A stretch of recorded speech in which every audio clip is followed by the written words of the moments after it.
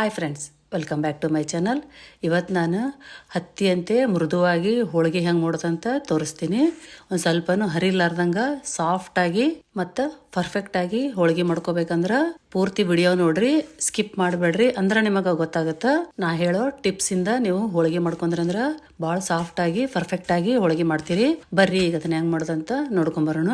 ಒಂದು ಕುಕ್ಕರ್ಗೆ 4 ಕಪ್ ನೀರು ಹಾಕೊಳಕತ್ತೀನಿ ನಾನು. ಯಾಕಂದ್ರೆ ಕಟ್ಟಿನ ಸಾರು ಮಾಡ್ಕೋತೀವಲ್ಲ, ಕಟ್ಟಿನ ಸಾರಿಗೆ ನಮಗೆ ಕಟ್ಟಬೇಕಂದ್ರೆ ಸ್ವಲ್ಪ ಜಾಸ್ತಿನ ನೀರು ಹಾಕೋಬೇಕು. ನೀವು 5 ಕಪ್ ಹಾಕೊಂಡ್ರೆ ನಡಿತೈತಿ. ಇಲ್ಲಿ ನಾನು ಕಡ್ಲಿಬೇಳೆ ತಗೊಂಡಿನಿ, 1 ಕಪ್ ಕಡ್ಲಿಬೇಳೆ ತಗೊಂಡಿನಿ. ನೀವು ಯಾವ್ದಾದ್ರು ಕಪ್ ಅಥವಾ ಲೋಟನ ಅಳತೆ ಮಾಡ್ಕೋಬೇಕಾಕತಿ. ಈಗ ಕುದಿತಾ ಇರೋ ನೀರಿಗೆ ವಾಶ್ ಮಾಡಿರೋ ಕಡಲೆಬೇಳೆ ಹಾಕಿ, ಸ್ವಲ್ಪ ಅರಿಶಿನ, ಸ್ವಲ್ಪ ಎಣ್ಣೆ ಹಾಕಿ ಲೀಡ್ ಕ್ಲೋಸ್ ಮಾಡಿ 3 ರಿಂದ 4 ವಿಷಲ್ ತಗೋಬೇಕು. ಯಾಕಂದ್ರೆ ಒಂದೊಂದು ಕಡಲೆಬೇಳೆ ಜಲ್ದಿ ಕುದಿತಾವು, ಒಂದೊಂದು ಕಡಲೆಬೇಳೆ ಜಲ್ದಿ ಕುದಿಯಂಗಿಲ್ಲ. ಕುಕ್ಕರ್ ಒಳಗೆ ಬೇಯಿಸ್ಕೊಂಡ್ರೆ ಅದು ಗೊತ್ತಾಗಂಗಿಲ್ಲ. ಸಾಫ್ಟ್ ಆದ್ರೆ ನಿಮಗೆ ಹೋಳಿಗೆನೂ ಸರಿ ಬರಂಗಿಲ್ಲ. ಹಂಗಂತೇಳಿ ಗಟ್ಟಿನೂ ಇರಬಾರ್ದು. ಬೇಳೆ ಗಟ್ಟಿ ಇದ್ರೂ ಹೋಳಿಗೆ ಮಾಡಕ್ ಬರಂಗಿಲ್ಲ. ಮೀಡಿಯಂ ಇದ್ರನ ನಮಗೆ ಹೋಳಿಗೆ ಮಾಡಕ್ ಬರ್ತೈತಿ. ಈಗ ವಿಷಲ್ ಆದ್ಮೇಲೆ ನಿಮ್ಗೆ ಚೆಕ್ ಮಾಡಿ ತೋರಿಸ್ತೀನಿ ನೋಡ್ರಿ. ಬೇಳೆ ಈ ತರ ಕುದಿದ್ರ ಸಾಕು, ನಮಗ ಪರ್ಫೆಕ್ಟ್ ಆಗಿರುತ್ತೆ. ಒಂದ್ ವೇಳೆ 3 ವಿಷಲ್ ಆದ್ರೂ ಬೇಳೆ ಕುದಿರ್ಲಿಲ್ಲ ಅಂತಂದ್ರ ಚಿಂತೆ ಮಾಡಬೇಡ್ರಿ. ಅದಕ್ಕೆ ಬಿಸಿನೀರ್ ಹಾಕೊಂಡು ನೀವು ಹೂರ್ನ ರುಬ್ಕೊಂಡ್ರೆ ನಡಿತೈತಿ. ಹಂಗ ಬ್ಯಾಳಿ ಸಾಫ್ಟ್ ಆಗಿ ಬೆಂದ್ರೂ ಚಿಂತೆ ಮಾಡಬೇಡ್ರಿ. ಅದನ್ನು ಹೂರ್ನ ರುಬ್ಬಿದ ಮೇಲೆ ಇನ್ನೊಂದ್ ಸ್ವಲ್ಪ ಬಿಸಿ ಮಾಡ್ಕೊಂಡ್ರೆ ಗಟ್ಟಿ ಆಗುತ್ತ. ಈಗ ಬೆಳೆಗೆ ನೀರೆಲ್ಲ ಸೋಸ್ ತಕೊಂಡು ಈಗ ಅದಕ್ಕೆ ನಾನು 1 ಕಪ್ ಬೆಳೆಗೆ 1 ಕಪ್ ಬೆಲ್ಲ ಹಾಕೊಳಕತ್ತೀನಿ. ನೀವು ಟೇಸ್ಟಿಗೆ ತಕ್ಕಂಗ ಹೆಚ್ಚು ಕಡಿಮೆ ಮಾಡ್ಕೋಬಹುದು ಬೇಕಂದ್ರ. ಬಟ್ ಕರೆಕ್ಟ್ ಅಳತೆ ಅಂತಂದ್ರ 1 ಕಪ್ ಬೆಲ್ಲ ಬೇಕಾಗುತ್ತ. ಬೆಲ್ಲ ಹಾಕಿಂದ ನೀರ್ ಬಿಟ್ಟು ಅದು ಕುದ್ದು ಗಟ್ಟಿ ಆಗೋ ತಕ್ಕನು ನಾವು ಬೇಯಿಸ್ಕೋಬೇಕು.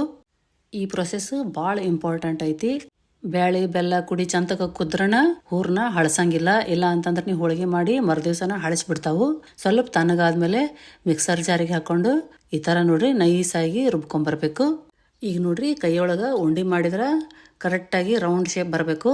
ಅವಾಗ ಹೋಳಿಗೆಗೆ ಹೂರ್ನ ಪರ್ಫೆಕ್ಟ್ ಆಗೈತಂತ ಅರ್ಥ. ಇದೀಗಿನ್ನ ಆರಿದ ಮ್ಯಾಗ ಗಟ್ಟಿ ಆಗುತ್ತ. ಈಗ ಹೋಳಿಗೆಗೆ ಹಿಟ್ಟು ನಾದ್ಕೊಳಕ 1 ಕಪ್ ಗೋಧಿ ಹಿಟ್ಟು, 1 ಕಪ್ ಮೈದಾ ಹಿಟ್ಟು, ಸ್ವಲ್ಪ ಎಣ್ಣೆ, ಸ್ವಲ್ಪ ಅರಿಶಿನ ಪುಡಿ ಹಾಕಿ ಎಷ್ಟು ಬೇಕಷ್ಟೋ ನೀರು ಹಾಕೊಂತನ ಹಿಟ್ಟು ಕಲಿಸ್ಕೋಬೇಕು. ಇದನ್ನ ಚಪಾತಿ ಹಿಟ್ಟಿನಕ್ಕಿಂತ ಸ್ವಲ್ಪ ಸಾಫ್ಟ್ ಆಗಿ ಕಲಿಸ್ಕೋಬೇಕು. ಈ ಹಿಟ್ಟು ಮಿನಿಮಮ್ 1 ಅವರ್ ನೆನೆಸ್ಕೋಬೇಕು. ಎಷ್ಟು ಜಾಸ್ತಿ ನೆನಿತೈತಿ ಹೋಳಿಗೆ ಭಾಳ ಚಲೋ ಬರ್ತಾವು. ಈಗ ಹೂರ್ನಾನು ಗಟ್ಟಿ ಆಗೈತಿ. ನಾನು ಈಸಿ ಆಗಲ್ಲ ಅಂತ ಇವನ್ನ ಬಾಲ್ ಮಾಡಿ ಇಟ್ಕೊಂಡಿನಿ. ಈ ಕಡೆ ಹಿಟ್ಟನ್ನು ನೆನೆದತಿ.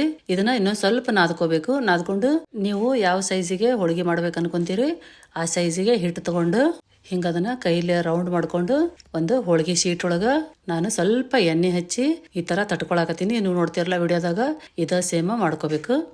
ಒಂದು ಹೂರ್ನದ ಉಂಡಿ ತಗೊಂಡು ಅದನ್ನ ಸ್ವಲ್ಪ ಚಪ್ಪಟ್ ಮಾಡಿ ಈಗ ನೋಡ್ರಿ ನಾ ತುಂಬ್ಕೊಳಕತ್ತೀನಲ್ಲ, ಇದ ಸೇಮ ತುಂಬ್ಕೊಂಡು ಸ್ವಲ್ಪ ಎಣ್ಣೆ ಹಚ್ಚಿ ನಾನು ಕೈಲೇ ತಟ್ಕೊಳಕತ್ತೀನಿ. ನೀವು ಬೇಕಾದ್ರೆ ಲತ್ತಿ ಗುನಿಲೇನು ಲಟ್ಟಿಸ್ಕೋಬಹುದು. ಇದನ್ನ ಮೇನ್ ಇಂಪಾರ್ಟೆಂಟ್ ಅಂದ್ರೆ ಸೈಡಿಂದನ ತಟ್ಕೊಂತ ಹೋಗ್ಬೇಕು. ನೀವು ಲಟ್ಸಿದ್ರು ಸೈಡಿಂದನ ಲಟ್ಟಿಸ್ಕೋಬೇಕು. ಹಿಂಗ ಹೋಳಿಗೆ ಹರಿಲಾರ್ದ ನೀಟಾಗಿ ಬರ್ಬೇಕಂದ್ರ ಹೂರ್ನ ಮತ್ತ ಹಿಟ್ಟು ಎರಡು ಕರೆಕ್ಟ್ ಆಗಿರ್ಬೇಕು. ಒಂದು ಮೆತ್ತಗ ಒಂದು ಗಟ್ಟಿ ಇರಬಾರ್ದು. ಹೂರ್ನ ಗಟ್ಟಿ ಇದ್ರ ಕನಕನು ಗಟ್ಟಿ ಇರ್ಬೇಕು. ಹೂರ್ನ ಮೆತ್ತಗಿತ್ತಂದ್ರ ಕನಕನು ಮೆತ್ತಗಿರ್ಬೇಕು. ಒಟ್ಟೊಳಗ 2 ಕನ್ಸಿಸ್ಟೆನ್ಸಿ ಸೇಮ್ ಇರ್ಬೇಕು. ನೋಡ್ರಿ ಈಗ ರೆಡಿ ಆಯ್ತು. ಇದನ್ನ ತವಾದ ಮೇಲೆ ಒಂದ್ ಸ್ವಲ್ಪ ಎಣ್ಣೆ ಹಾಕಿ 2 ಸೈಡ್ ಬೇಯಿಸ್ಕೊಂಡ್ರ ಸೂಪರ್ ಸಾಫ್ಟ್ ಆಗಿದ್ದು ಹೋಳಿಗೆ ರೆಡಿ ಆಕ್ಕವು. ಹೊಸದಾಗಿ ನೀವು ಹೋಳಿಗೆ ಮಾಡಾಕತ್ತಿದ್ರಂದ್ರ ಈ ಹೋಳಿಗೆ ಶೀಟು ಭಾಳ ಇಂಪಾರ್ಟೆಂಟ್ ಆಕತಿ. ನಿಮ್ಗೆ ಹಂಗ ಪ್ಲಾಸ್ಟಿಕ್ ಹಾಳಿ ಒಳಗ ಮಾಡಾಕ ಬರಂಗಿಲ್ಲ.